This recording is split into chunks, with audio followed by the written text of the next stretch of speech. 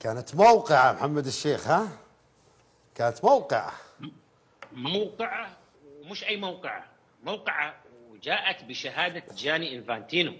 جاني إنفانتينو رئيس الاتحاد الدولي حينما يتكلم عن الهلال تكلم عن تطور الكرة السعودية من خلال ما شاهده في مباراة الهلال وتشيلسي، وزاد على هذا قال إنه ما يميز الهلال في مواجهة تشيلسي أن عدد أجانب تشيلسي غير الإنجليز يفوق عدد أجانب الهلال، وبالتالي بالفعل كانت موقعة تاريخية، وكان الهلال قادر على أن يحقق الفوز فيها أو على الأقل التعادل.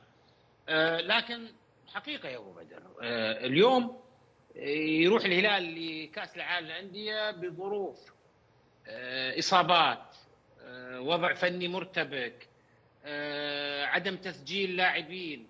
هو يفتقد 4 من أهم اللاعبين في المنتخب الوطني، يفتقد من يفترض أنه اللاعب الأفضل والأغلى في نادي الهلال لو بيريرا اللي ما قدم أي مستوى، انتهى إلى إعارته. فالظروف كلها تحكم واقع الهلال في البطولة. أضف إلى ذلك الوداد المغربي يكفي قيمته أنه هو توج بطل لأفريقيا على حساب الأهلي المصري. الأهلي المصري اللي متوج ب3 ميداليات برونزية في بطولة أندية العالم، وعليك تحسبها هو الأول أفريقيا، وحتى على مستوى العالم يحقق 3 بطولات أو 3 ميداليات ذهبية. إذا بكل الأحوال، ولكن رغم ظروف المباراة تلعب مع منتخب المغرب، الوداد المغربي في المغرب، وإحنا نشوف جمهور المغرب جمهور غير طبيعي.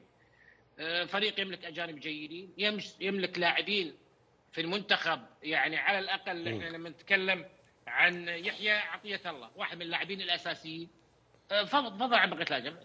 المشاركة صعبة جدا جدا. نعم. نتمنى أن يعود الهلال كما عودنا مشرفا للكرة السعودية.